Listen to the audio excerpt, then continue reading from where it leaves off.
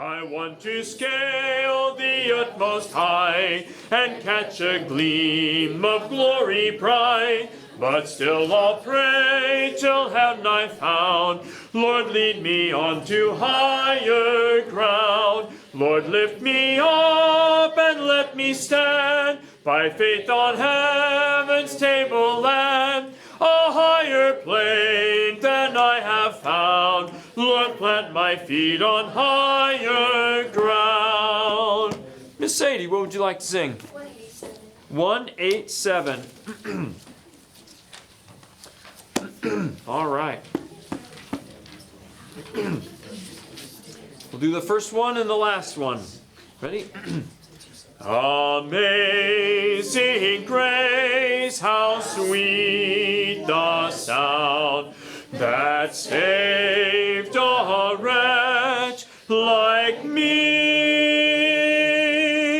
I once was lost, but now am found, was blind, but now I see. When we've been there 10,000 years, bright shining as the sun,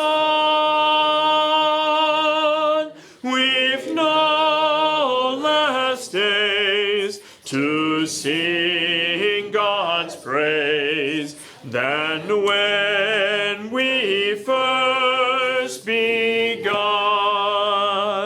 Misty. 186, please. 186. How convenient.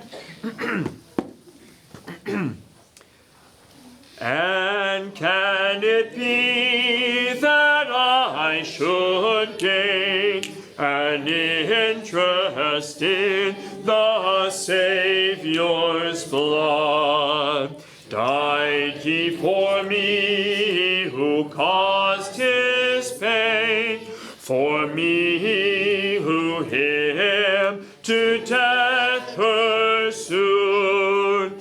Amazing love, how can it be that thou, my God, shouldst die for me? Amazing love, how can it be that thou, my God, shouldst die for me?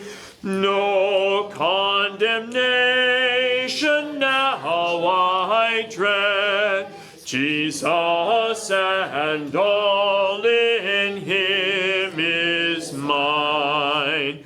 Alive in him, my living head, and clothed in righteousness divine.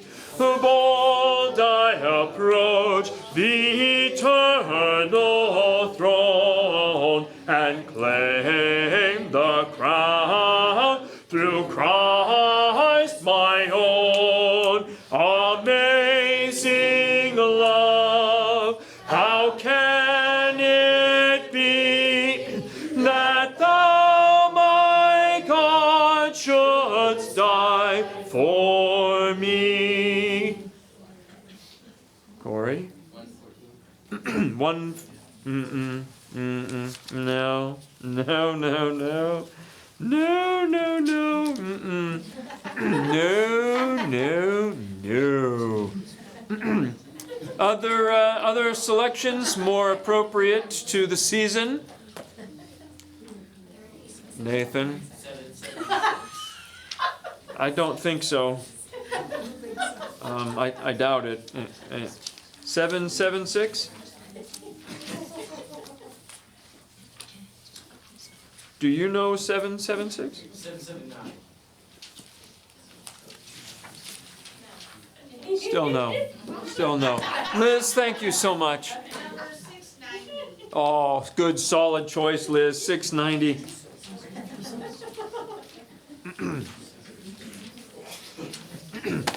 $690.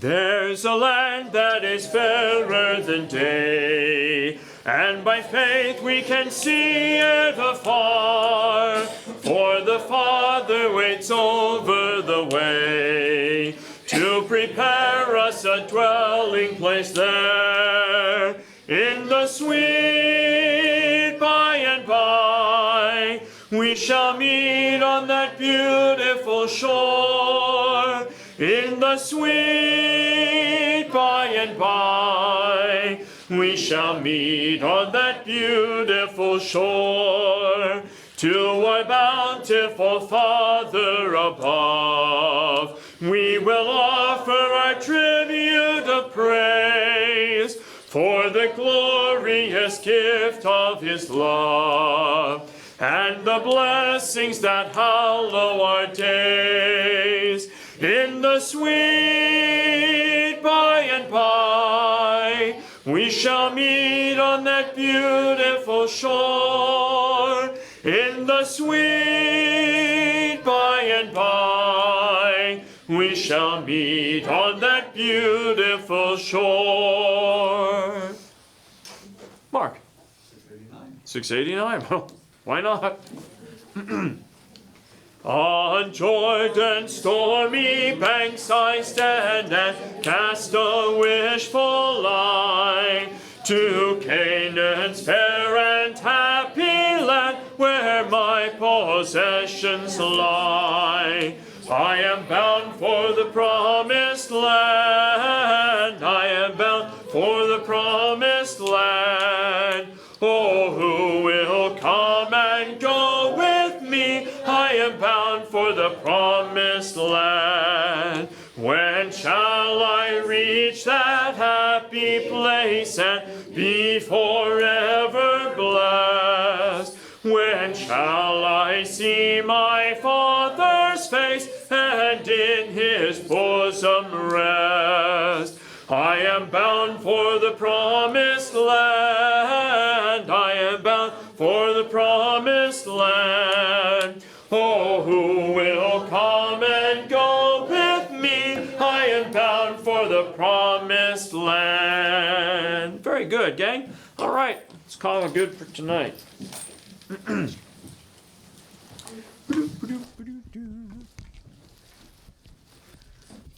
Okie doke. What sort of announcements need announcing tonight? Anything worthy of note this evening? Mr. McDunn, sir. I have a prayer request. Uh-huh. I mentioned gal Abby that wanted to get immersed in Helena. Her name is Abby Wing. Uh-huh. Anyways, her brother and sister-in-law have been a part of our study now. And it was on Tuesday, actually. The gal Christine, it's Joe and Christina. Okay. Her father passed away Tuesday night. Uh-huh. Very suddenly. Anyways, prayers for the family that way, and hopefully this doesn't. Yep. Sometimes this can really work people. They get bitter towards God. And the other thing is, Abby's sister Bobby is being induced for labor tomorrow in Lewistown. Wow, okay. And so that's part of the equation. Sure. Getting everybody together for this immersion. So. Uh-huh. Anyway, so wow. Just be praying, yeah. all these things with it's the Wing family and so on. So. Okay, very good. Yeah, so if you didn't catch that, pray for the Wing family and all of the extensions. Yeah, yeah, that's super. Boy, yep, it's a fight. It is a fight. Other announcements tonight? Misty? What? Okay, well, Grace, congratulations today. Happy birthday. Very good, very good. Hannah? Is it, I think it's Saturday. Is it Saturday or Sunday? It's one of those. Which is it? Is that right? Yeah. Okay, very good. Well, we'll handle him when the time is right. We'll. Excellent. Very good. Anything else happening tonight, gang? All right, well, let's sing happy birthday to Grace, shall we? Happy birthday to you. Happy birthday to you. Happy birthday, dear Grace. Happy birthday to you. Excellent. All right. Well, for a little change of pace tonight, we're going to be in 2 Corinthians chapter 10.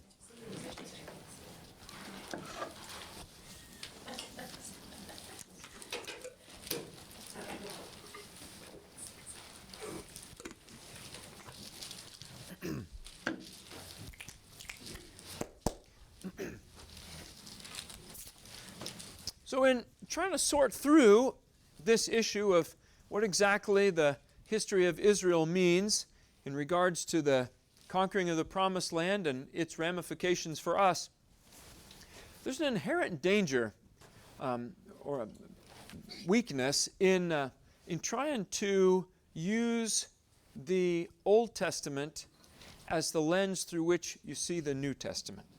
Okay? So the Scriptures are really are partnered together, Old and New Testaments. And we've talked about that a great deal, and even the recent family camp brought that out even more completely. The Scriptures require the New Testament and the Old. They have to be taken together.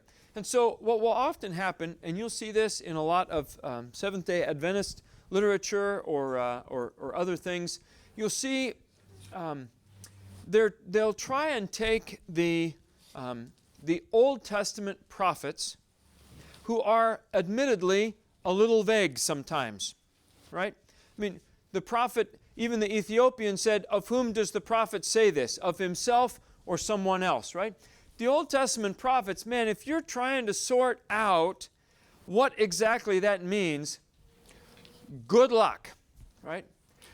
It requires the New Testament to really interpret the Old. And what will often happen is people will interpret the Old Testament according to what they think it should say.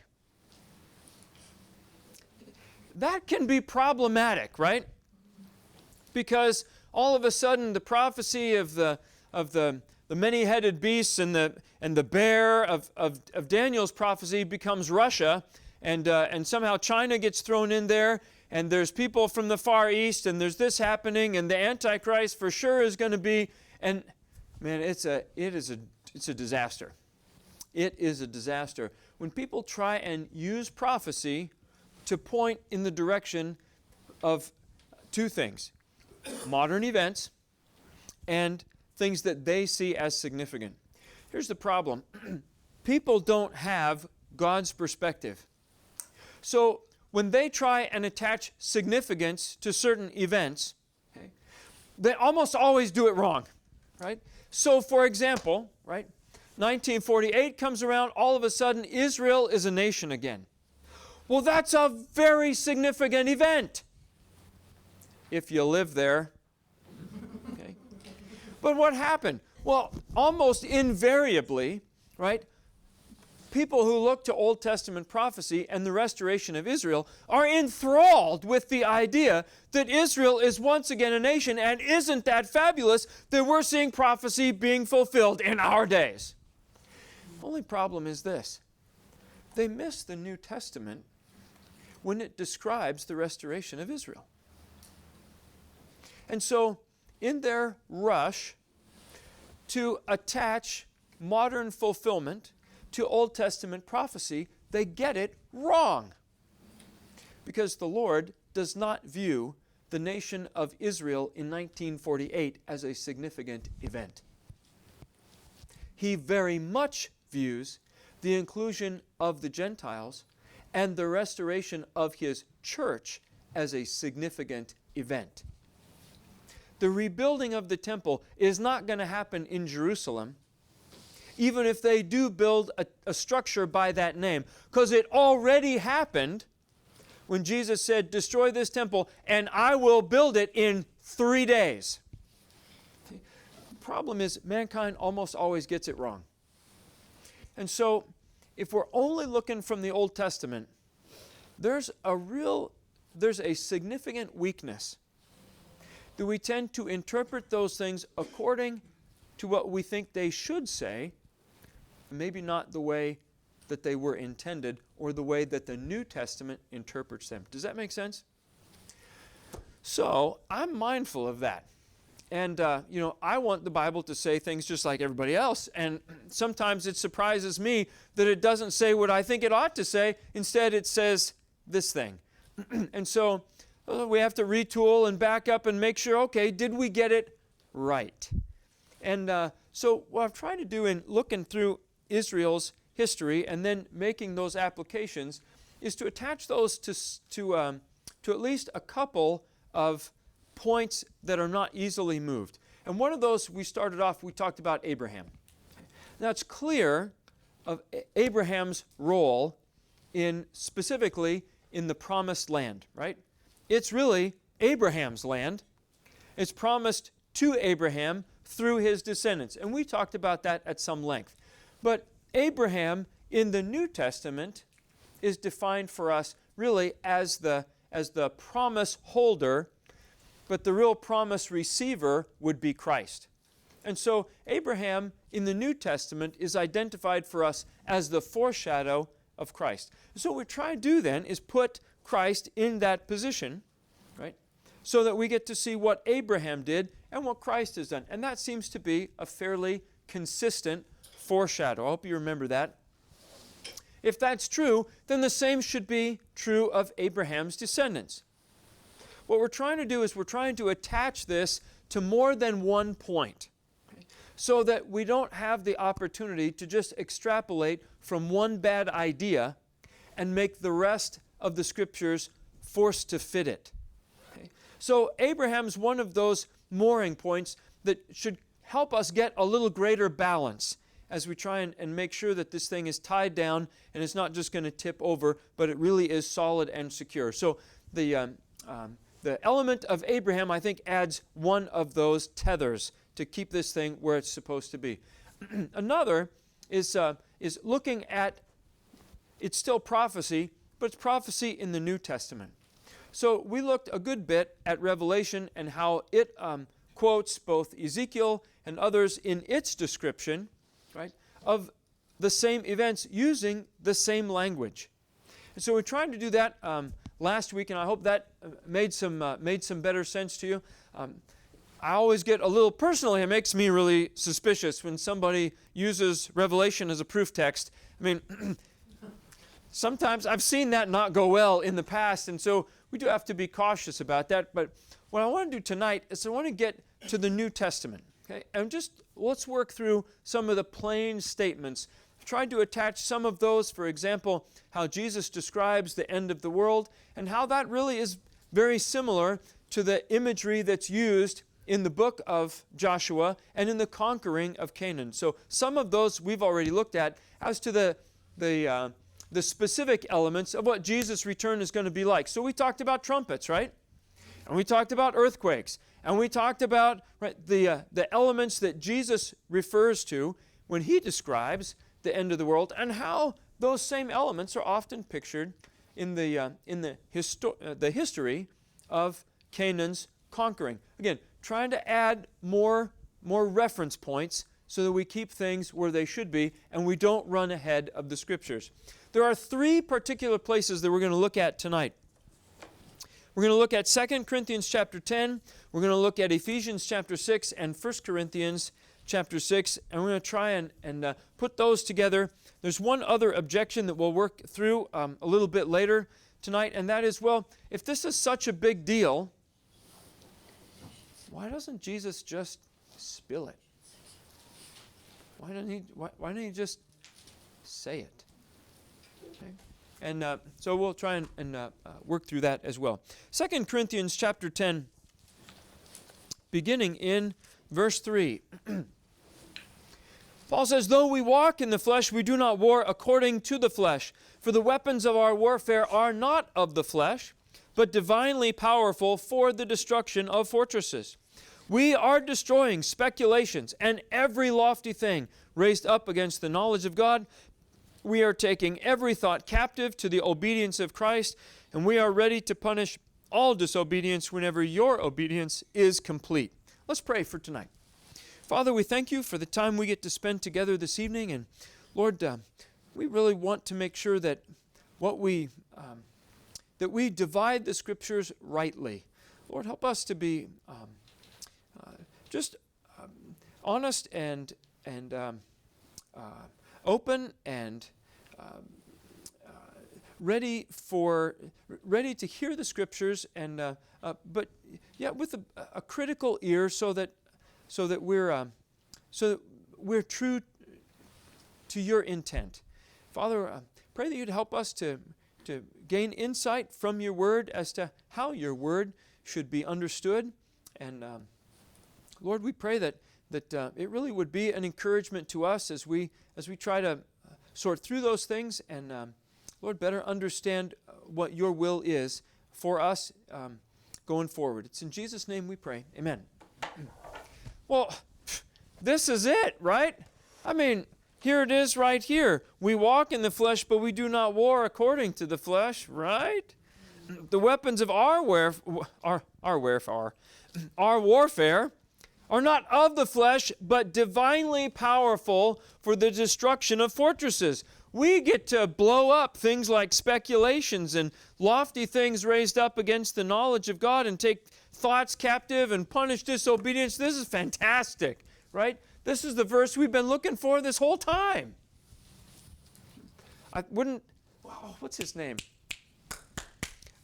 Is it Tim LaHaye? Is that right? Don't you guys remember? Thank you, Mike. Don't you guys remember this present darkness? Frank Purr, thank you. Who's Tim LaHaye? Did he do? Okay, good. He was left behind? Oh, good. Somebody was left behind, and then I know there was a lot of darkness, and then that sold well, and so it required a sequel. So you need Piercing the Darkness, and right. So all of those. Oh, it's fabulous. Well, I'm glad you know who they are. Right. This is it, man. This is spiritual warfare. Right. So you better get ready, because outside in them bushes out there, there's all kinds of nasty spiritual critters, and they're doing nasty things, and we got to fight back against that. Amen? Amen. All right, good. Thanks, Mark. Right? So some folks would look at 2 Corinthians chapter 10 and say, oh, dude, this is it. This is it right here. This is the great battle that we've been talking about. This is the one where Jesus puts down all his enemies once and for sure, and it's all done and over with, and hallelujah, praise the Lord, and we get to participate. The weapons of our warfare, we are destroying. Woo-hoo! Yeah. Whoa there, big fella. Well, stop for a second and make sure we're getting this right. Okay? So, 2 Corinthians chapter 10 is certainly valuable in understanding the nature of our warfare. And it's not physical. It really is spiritual. I think that's becoming more and more apparent all the time. That the things that we struggle against are not necessarily flesh and blood things, but they're ideologies, aren't they? Their beliefs, their worldviews, their value systems. Those are the things that really we find ourselves at odds with in the world. Okay? And it's not a physical struggle. It really is a spiritual struggle. People's worldviews are not secular at their core. All of them, they are all faith or belief systems, right? Where there is a greatest good in all of those systems. Now, sometimes that greatest good is being aligned with these ideological colleagues. Sometimes the greatest good is pitched as mankind's progress. Sometimes the greatest good, there's all those, but there's a greatest good at the top of all of those belief systems. And that's why they are at odds with Christianity. Jesus warned the disciples. He said, while you're in the world, you are going to have tribulation. He said, by the way, the world hates you. And don't feel bad, because it hated me first. Okay? So if it hates you, it's all right. Well, why does the world hate you? Because you're not of the world. It's a different system. right? It's a different orientation. It's a different king. So we would anticipate there's going to be a little bit of friction, right? Okay. Well, that friction plays out generally in those ideological battles, which occasionally, lend themselves to real, I shouldn't say real, because that implies the others are not, but lends themselves to physical altercations, right? As ideas compete in the world, there are often physical altercations. For example, if you live anywhere close to the Near East, the last 20 years have been a systematic eradication of anything that claims to be Christian. Okay. Those are ideological struggles, but they boiled over into physical fighting. That's not what Paul is describing here. Paul, yes, does describe the nature of the spiritual struggle, but he says the weapons of our warfare are not of the flesh. They're spiritual, and we're trying to destroy speculations and lofty things raised up against the knowledge of God. We're taking every thought captive to the obedience of Christ. So the first place that struggle happens is somewhere between your ears. Right? When you take every thought captive to the obedience of Christ. And having done that, then you're better positioned to be able to make a clear and ready defense for the hope that is in you with gentleness and reverence. Okay? But it's an ideological battle. Okay? But it's very much right in front of our noses. Okay? At the point of 2 Corinthians 10, though, is that that battle that Paul describes takes place right now. Paul's not describing some future conflict, right, against angels and principalities at the return of Christ. He's describing a struggle that takes place right now, currently, today. Everybody with me? So I would not, if somebody asked me, well, where does the New Testament talk about this particular battle, this conquering of the promised land? To jump to 2 Corinthians 10, I think would be in error. Because that's not what 2 Corinthians 10 is describing. Now, we'll get to that a little bit later. Turn to, let's do 1 Timothy chapter 6.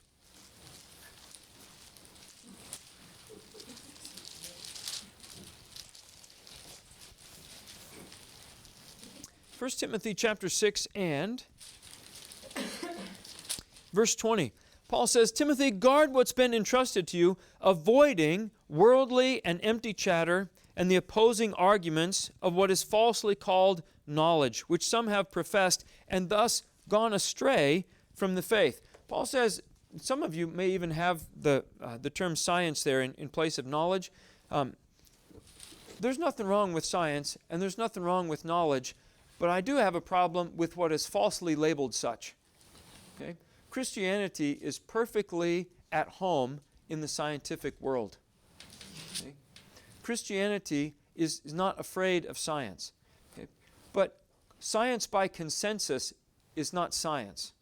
Okay? And you have to be careful of what masquerades as knowledge, because it may just be opposing arguments. It might be empty and worldly chatter. Let's do Colossians. And, come on, fingers.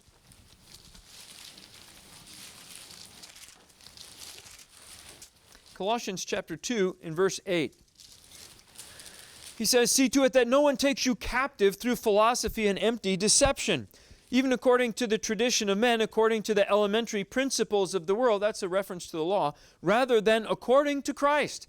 He says, be careful, because you might end up caught if you don't take each thought captive. You might be held captive through philosophy and empty deception, according to the tradition of men. Philosophy catches all kinds of people, doesn't it? It wraps them up and spins them around and spits them out, and they don't know which end is up anymore, right?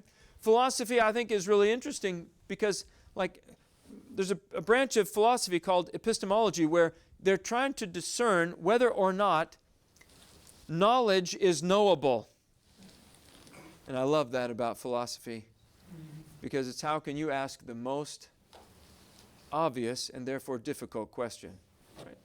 the most self-evident. Well, how do you know that you know that you know? And philosophers, they're really good at those, and I appreciate that. But can they get wrapped up in those things and turned around? Sure they can, right? There's all kinds of philosophies vying for control or vying for a greater share of the market in our world, right? And that's enough of that.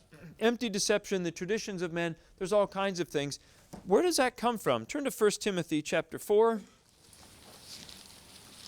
1 Timothy chapter 4, verse 1. The Spirit explicitly says that in later times some will fall away from the faith, paying attention to deceitful spirits and doctrines of demons, by means of the hypocrisy of liars seared in their own conscience, as with a branding iron, men who forbid marriage and advocate abstaining from foods which God has created to be gratefully shared in by those who believe and know the truth. Well, where'd they get that stuff? I mean, abstaining from marriage. Who thought that was a good idea? The Pope, I know, right? Right? Like, who said, you know what we should do, right? Or abstaining from foods, right? Yeah, I know. God is created to be shared in joyfully. That's right. Well, where'd that come from? The Catholics did not dream that up. Do you notice that? In verse 1, he says they've paid attention to deceitful spirits and doctrines of demons.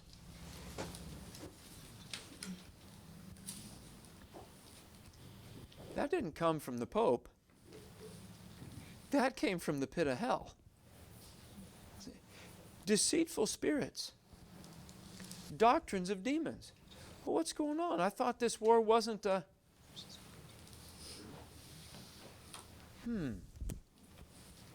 If, I wouldn't suggest you do this, but if you decide to visit Ukraine currently, you're going to find yourself in a mess. Right? You know what the problem is in Ukraine? Ukraine is a proxy war. Now, proxy wars take place all the time. The superpowers of the world don't want, generally speaking, to involve themselves in a full-out, full-scale battle. But they do need to keep the military-industrial complex satisfied. And so, when it's time for assets to change hands, or pay off people who've been loyal to you in the past, or get rid of other people who are now no longer useful, then it's time for a proxy war. And a proxy war goes like this. Let's say you encourage a petty dictator to move from his small country to a country next door and attack it. Okay? This is what happened in the early 90s when Saddam Hussein was encouraged by the United States government to invade Kuwait from Iraq. They said, the U.S. State Department said, yeah, we consider all border disputes your own issue.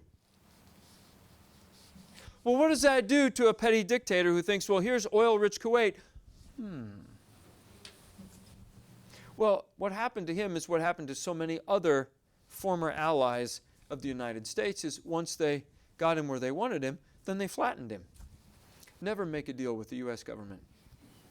Never make a deal with the U.S. I mean, if you want to be a petty dictator, just leave them out of it, because they will burn you every time.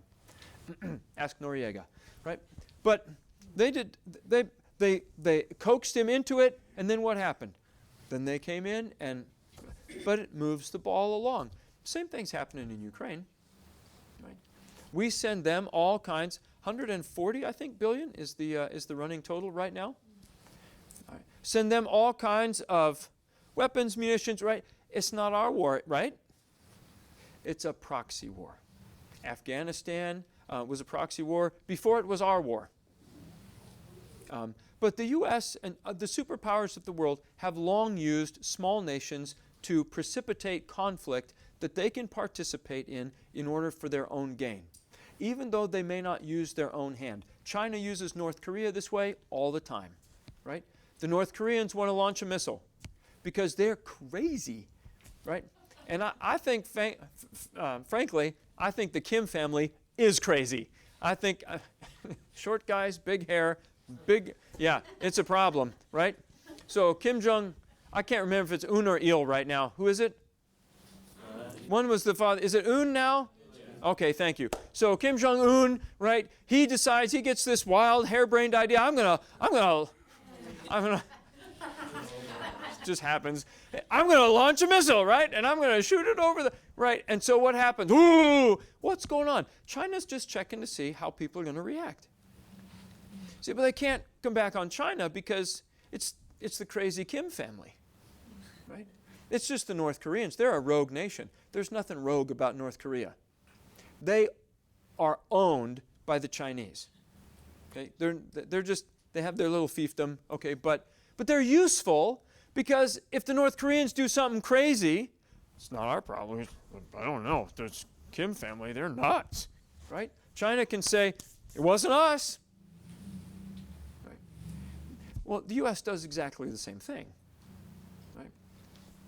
It's a proxy war. What you're in right now is a proxy war. Okay. Heaven and hell are having it out over the space in the middle. Okay. But they can't exactly be open about it. I mean, that day's coming. But in the meantime, there are certain rules. Right? The Lord has allowed everyone to make their own decisions. And here are the rules. So the earth, exists for that purpose, so that everybody gets to weigh righteousness and wickedness. They get to weigh those things. Do I want this or do I want that? And they get to see them both presented, right, in the space of this life, so they can make a decision. But to say that those sides are ambivalent to one another is not accurate. Okay? Hell is actively working, right, through deceitful spirits and doctrines of demons to present a counterclaim to the gospel. But heaven does the same thing through its ministers, right, who is also trying to facilitate and move the gospel message forward. Okay? But same thing on both sides, right? It's a proxy war. The real players are not revealed. It just looks like a local skirmish for the moment, even though all the assets are coming in from outside. But you don't see full-scale war in front of you. But that's where those things are coming from. I'll give you another example of that. Turn to 1 John chapter 4.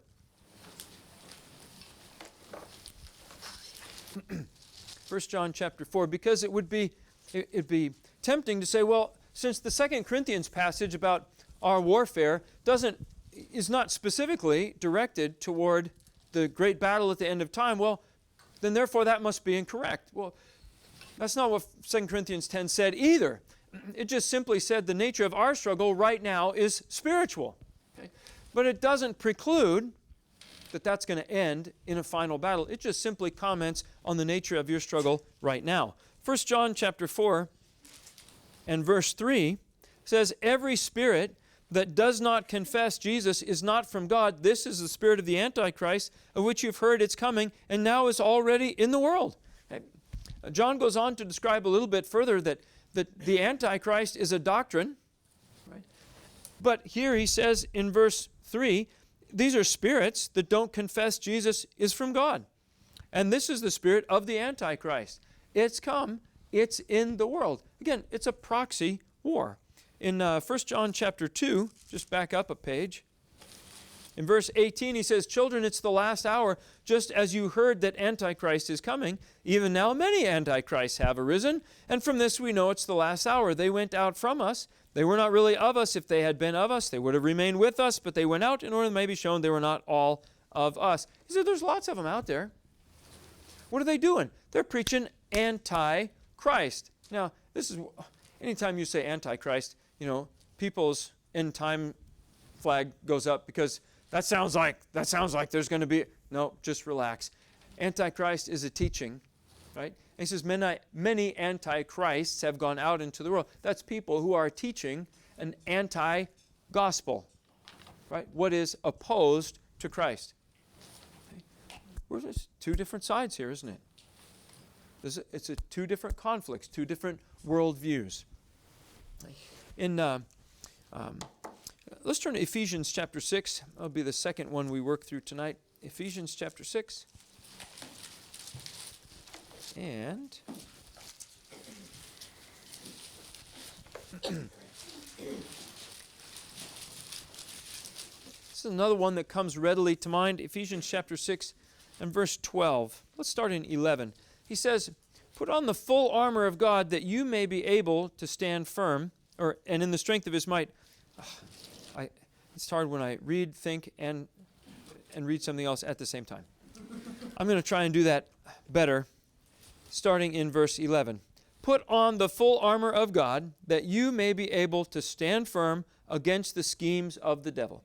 Our struggle is not against flesh and blood, but against the rulers, against the powers, against the world forces of this darkness, against the spiritual forces of wickedness in the heavenly places. Therefore, take up the full armor of God that you may be able to resist in the evil day, and having done everything, stand firm." Very similar to what we read in 2 Corinthians. Paul says here, our struggle is not against flesh and blood.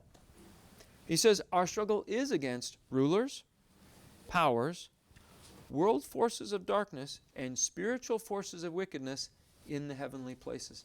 That is the nature of our fight. Ephesians maybe gets you a little closer, but could you use this passage to confirm that there's a final battle where Christians will participate? I think that'd be tough. I don't think I could get there from here. What's he talking about? Is he talking about a future battle or a current one? Put on the full armor of God. Could apply either way. Okay. Our struggle is not against flesh and blood, but against rulers, powers, world forces, spiritual forces. Therefore, take on the full armor of God. You can resist in the evil day. I can't make a strong case from these verses that Paul is referring to some great battle at the end of time in which Christians will participate. Now, it can be interpreted either way. Neither of them is necessarily exclusive to the other. Okay? Based on the 2 Corinthians 10 passage, which is clearly based in our current time, based right now, okay, I think that's the way that Ephesians should be interpreted. It's in a way that's consistent with the 2 Corinthians passage. That what we're talking about are the challenges that we face currently. Okay? I think currently, right, we have to contend with the schemes of the devil. Does that sound reasonable? Okay. Things like doctrines of demons, right, and deceitful spirits, that's schemes of the devil.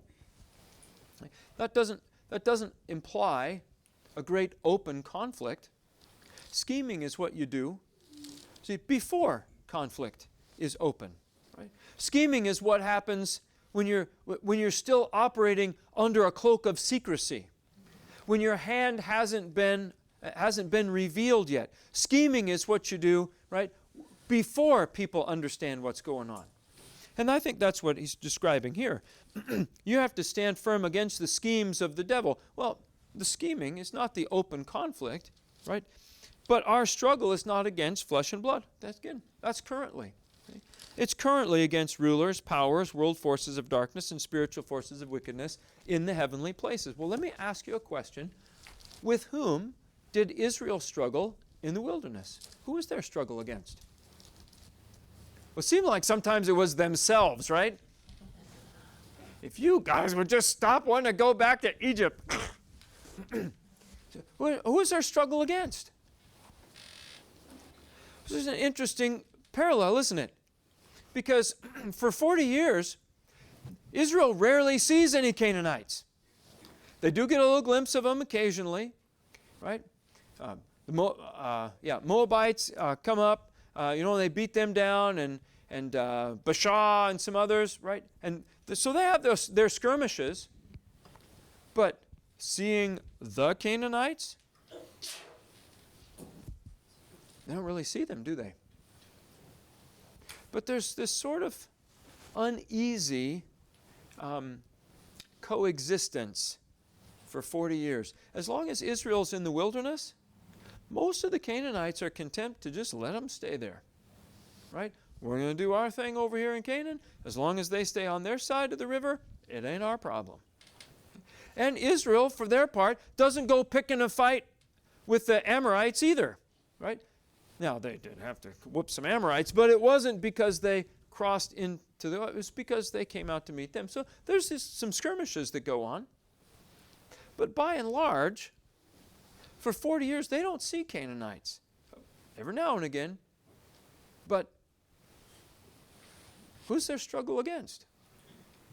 It's against the Canaanites. It's against those powers. It's against those principalities. It's against those, really, we talked about some weeks ago, it's really against those demonic forces that are at work and have really taken firm root in Canaan. How are we doing so far? Questions, comments? Yeah, Tom? Yeah, they had to wipe them out totally because then their gods were no more too. Yep. Yep. So go in there and destroy every idol, every high place, every shrine, completely eradicate them. Yep. There'd be no memory. That was the idea. Yep. So when they're in the wilderness, they're doing things. What are they doing in the wilderness? Taking care of what they're going to eat, what they're going to drink, and what they're going to wear, right? And complain. Yeah, that's right. We don't have the right things to eat, enough to drink, and these are all hand-me-downs. Yeah, that's right. Right. I've been wearing these shoes for 40 years. Yeah, everything's a hand-me-down, right? Yeah, 40 years. Does that sound anything like what Jesus described in Matthew chapter 6? When he says, don't concern yourself with what you're going to eat, what you're going to drink, or with your body as to what you're going to put on. The Lord knows you need all these things. Seek first the kingdom of his righteousness. All these things will be added to you. Does that sound like the wilderness to you?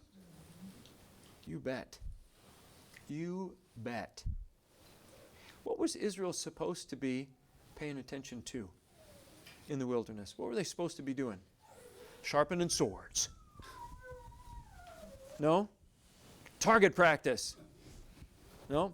Learning how to march. Well, they did some of that. but that's really not what they're getting, is it? What are they doing in the wilderness? Yep. Getting to know God. What else? What are they doing? What are they drilling for 40 years? Faith. They're learning to trust God. What do you think this 40 years is about? Learning to trust God.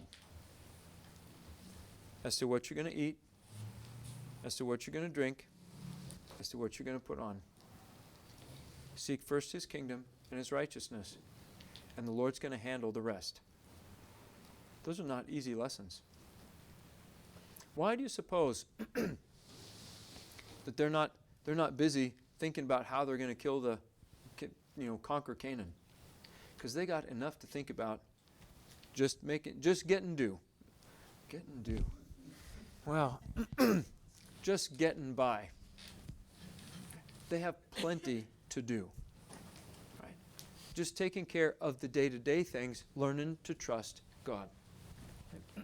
That's why it's not a big emphasis for Moses. Right? The most important things are, would you guys just please get along? And and get rid of the idols, and serve the Lord, and listen to, and that 40 years of that, right? Of learning to trust God. So anyway, I hope that is clear. Oh boy, how is that possible? Turn to 1 Corinthians chapter 6. I was really hoping we'd get to one more battle tonight, but we're not going to get there. What's that? Yeah. We've had enough battles lately. But Mark, this one is really cool. But unfortunately, we're going to have to save him for next week. In 1 Corinthians chapter 6, I'll give you this one and maybe one more here. 1 Corinthians chapter 6, in verse 1, he says, "Does any of you, when he has a case against his neighbor, dare to go to law before the unrighteous and not before the saints? Do you not know that the saints will judge the world? And if the world is judged by you, are you not competent to constitute the smallest law courts? Do you not know that we will judge angels? How much more matters of this life?" You have a little tiff in the congregation. Paul says, think you can figure that out? You guys think you can manage that? Somebody, backs into somebody else's car and there's some, okay, you think you can manage? You think you can take care of that in the congregation? Paul says, listen, you're going to judge the world. Do you think you can handle a fender bender? He says, don't you know you're going to judge angels? I'm pretty sure that there's got to be somebody in there who's sufficiently wise and spiritual. You can sort this out. Paul says, in light of the fact that you've been given this job, you should be able to take care of that job. Okay. Well, what is this job? It's fun to watch people try and dance around this one. What does it mean that they're going to judge the world and they're going to judge angels? I've heard some interesting interpretations of that. One is that somehow we're going to be seated as judges, but Jesus is going to do the judging, but we'll be kind of with him saying amen. Okay. For another option, that you will judge the world by your example. Okay. And in fact, I kind of leaned that way myself for a while. That God will be able to say, well, look, because these guys did it, you are responsible for your actions. There's an element of that which I think is true. In fact, Jesus uses similar reasoning when he says that the queen of the south will rise up, on the last day and condemn this nation or this generation because she went to hear Solomon and something greater than Solomon is here. Right? Right. Isn't that fantastic? I think so too. Is that what he means when he says we will judge nations? And then he even steps it up a notch. You will judge angels. There's an important verse in this context which the chapter division does a disservice to. In chapter 5, verse 12, he says, "What do I have to do with judging outsiders? Do you not judge those who are within the church? But those who are outside, God judges." And then he quotes this from Deuteronomy chapter 13. "Remove the wicked man from among yourselves." Well, that's nice. So if there's a wicked man, you should remove him. Do you know what Deuteronomy 13 is talking about in context? It's if you've got somebody who's a false prophet, if you've got somebody who's speaking as if they know, and they're impersonating the Lord, if you've got somebody who's he says, when he says remove the wicked man, it's not just like show him the door. It's more like throw him in a pit and throw rocks at him until he's dead. That's what it means, remove the wicked man from among yourselves. It's not, that's it, you're out of the herd. It's not that. It's that's it, you're dead. When he says remove the wicked man, he means remove him. Not just move him, remove him. Yeah, exactly, Vaughn. Remove him. You got it. That's the context in which he then says, right, don't you know the world is judged by you? And you will judge angels. I think that's a much more clear, Paul's not talking about the here and now. He's talking about the then and there. When he says, you will judge angels. And in this context, that judgment is a judgment of justice and removing the wicked man from among yourselves. Questions, comments? I don't think the New Testament places a great deal of emphasis on the coming battle because for the most part, this is where your your attention has to be. How do we stand firm against the schemes of the devil? How do we make sure that we're not carried away by philosophy and empty deception? We got to take every thought captive. You got to stand firm, right? Put on the full armor of God so that you will be able to stand firm in the evil day. Right? You got to keep your eyes open to those lofty things raised up against the knowledge of God, to speculations. You got to keep your head in the game. Because in this proxy war, it's real easy to find yourself on the wrong side. But make no mistake about it. The nature of our struggle is a spiritual one. And our enemy is those deceitful spirits, those demonic forces, those powers of darkness. Those are your enemy. And just because they don't show their ugly faces doesn't mean they're any the less inclined to kill you when they can. It's a proxy war, just like it was in the wilderness. Okay. Now, I think you need to have an understanding of where you're headed in order to make the most of where you are. If you'll have to talk to some of the guys who have been through it, but if you don't think you're going to battle, I don't think basic training means very much to you. We're just trying to get through this because after we're done, then life gets easier and I can collect the paycheck. But if you know you're going to battle, basic training means something. I enjoy what Steve Doty describes, he says, we're not training you to die for your country. We're training you so the other guy dies for his. See, when in that day and age, there was a very real possibility, right, that you were going to see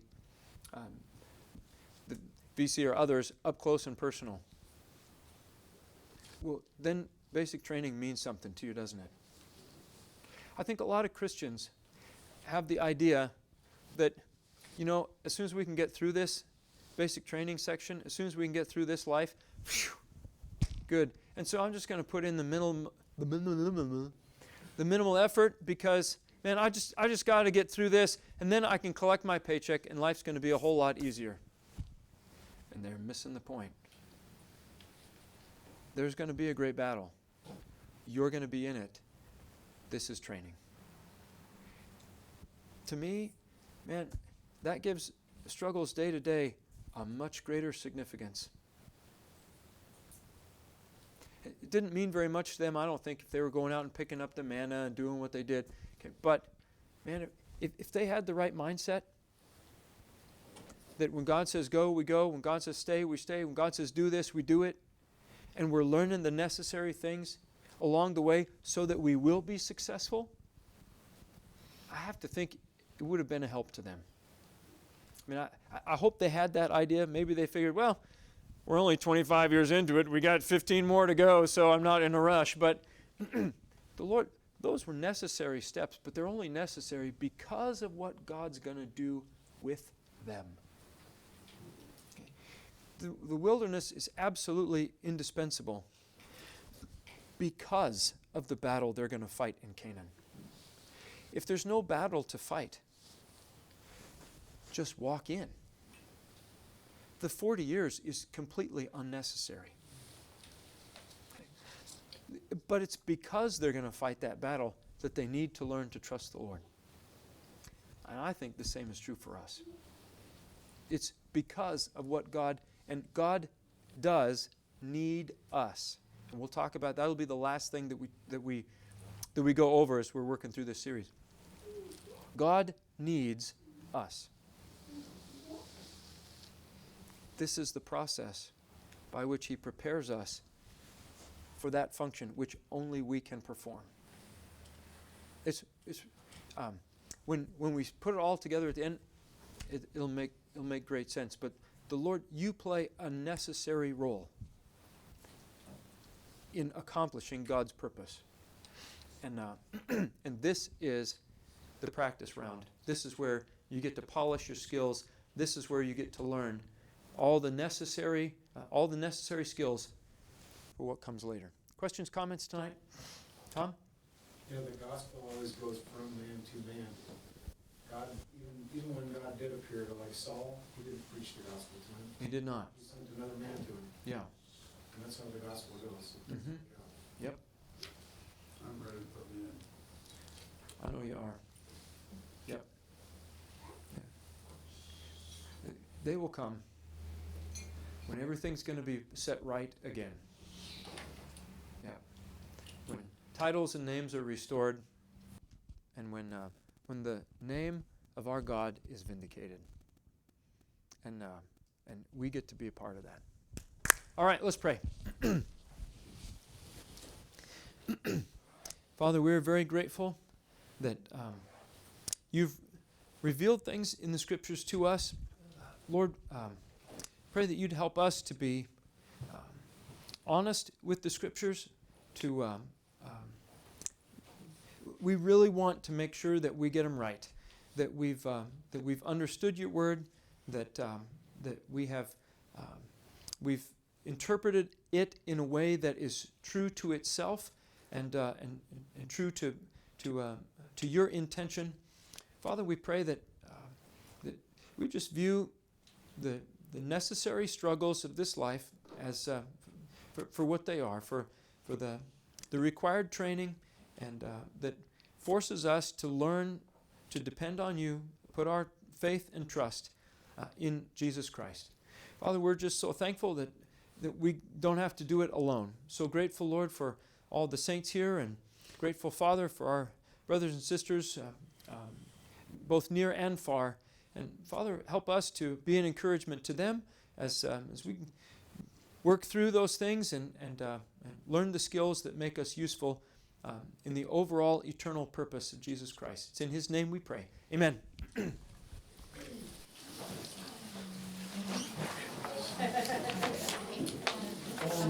Yeah.